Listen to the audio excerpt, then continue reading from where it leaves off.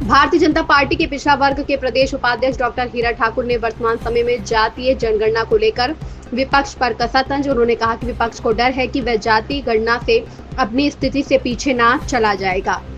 इसलिए उन्होंने कहा कि लोकतंत्र में देश के हित में सभी को एक साथ रहना चाहिए। राष्ट्रीय प्रस्तावना के निदेशक संजीव श्रीवास्तव से डॉक्टर हीरा ठाकुर की हुई सीधी बात। नमस्कार, आप देख रहे हैं राष्ट्रीय प्रस्तावना। मैं हूं संजीव श्रीवास्तव। आज आपको फिर मैं भारतीय जनता पार्टी पिछड़ा वर्ग प्रकोष्ठ के उपाध्यक्ष और पिछड़ा वर्ग आयोग में अध्यक्ष रहे डॉक्टर हीरा ठाकुर जी से मिलाता हूं, जो कर्पूरी ठाकुर विचार मंच के राष्ट्रीय अध्यक्ष भी हैं। आज हम उनसे जो जातिगत जनगणना की जो बात कही थी सरकार ने और उसके बाद विपक्षियों का क्या उस पर रुख रहा, इस मुद्दे पे आज बात करेंगे। आइए जानते हैं ठाकुर साहब से।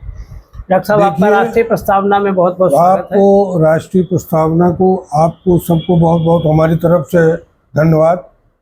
ये जाति जनगणना की जो बात है, मैं तो ये कहूँगा कि कांग्रेस, समाजवादी पार्टी और जितने क्षेत्रीय दल थे सभी ने लोकसभा से लेकर के सड़क तक हल्ला मचाया कि जनगणना होनी चाहिए, जनगणना होनी चाहिए। और जो भारत के यशस्वी प्रधानमंत्री माननीय नरेंद्र मोदी जी ने जनगणना करने के लिए घोषणा कर दिया तो इनके छटपटाहट पैदा हो गई। इसलिए कि जातवादी जो पार्टियां हैं जो लाभ लेना चाहती हैं, ये जाति जब जनगणना हो जाएगी तो ये सड़क पे आ जाएंगे। यही एक कारण है कि आज जो अल्पसंख्यक समाज के लिए जो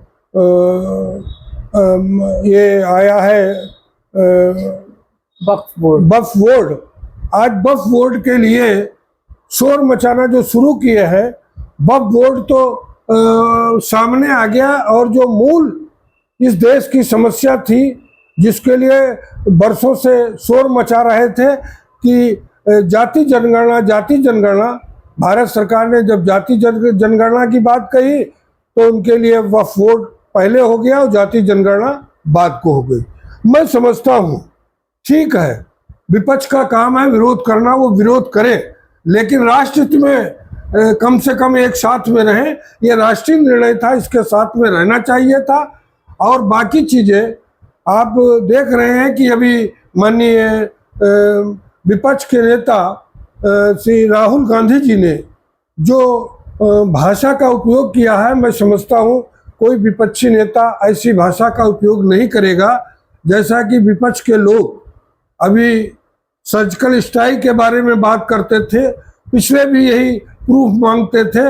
अब तो दुनिया के सामने जग जाहिर है कि दुनिया के सामने हमारी फौज ने बता दिया, हमारे अधिकारियों ने बता दिया।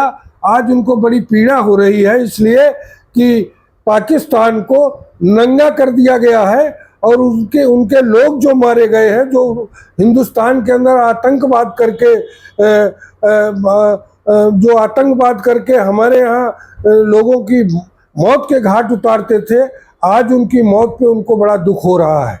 लेकिन मेरा कहना यह है कि भारतीय जनता पार्टी और उसके नेता, भारत के प्रधानमंत्री, गृह मंत्री, चाहे उत्तर प्रदेश के हमारे यशस्वी मुख्यमंत्री योगी आदित्यनाथ जी के बारे में पूरे देश में कुछ भी हो, लेकिन आज उत्तर प्रदेश में, ये उत्तर प्रदेश पूरी तरीके से गुंडा, यहाँ ढूंढे नहीं मिल रहा है। यहाँ न्याय जो है वो दिखाई दे रहा है, विकास दिखाई दे रहा है। और मैं तो ये कहूँगा कि उत्तर प्रदेश, हिंदुस्तान के जो विपक्ष की सरकारें हैं उनको उत्तर प्रदेश के मुख्यमंत्री को सीखना चाहिए और भारत के प्रधानमंत्री के विचारों को विपक्ष के नेताओं को सीखना चाहिए। राष्ट्र के निर्माण में, आतंकवाद को खत्म करने में और देश के विकास में कैसे काम किया जाता है। ऐसा नहीं जो मूल मुद्दा था पिछड़े वर्ग का, जो जाति जनगणना, जिसको विपक्ष हल्ला मचाता था, आज विपक्ष भूल चुका है कि जाति जनगणना, क्योंकि भारत सरकार ने, भारत के प्रधानमंत्री ने घोषणा कर दिया कि हम जाति जनगणना कराएंगे। इसलिए मेरा एक सुझाव है विपक्ष के नेताओं को कि गांव में कहावत है, जिसके ना गई बेवाई वो का जाने पीर पराई।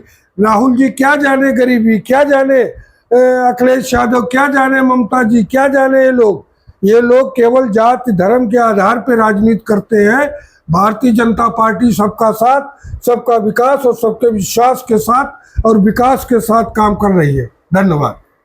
आपके हिसाब से एक स्वस्थ लोकतांत्रिक परंपरा में सभी लोगों को देश के हित में, चाहे वो विपक्ष हो चाहे वो सत्ता पक्ष हो, जो उत्तर प्रदेश में आप भारतीय जनता पार्टी की राजनीति कर रहे हैं, तो आपके हिसाब से भारत में एक स्वस्थ लोकतंत्र होना चाहिए जिसमें जातीय जनगणना एक महत्वपूर्ण कारक बन सकती है। इसी के साथ फिर मिलते हैं आपसे। नमस्कार।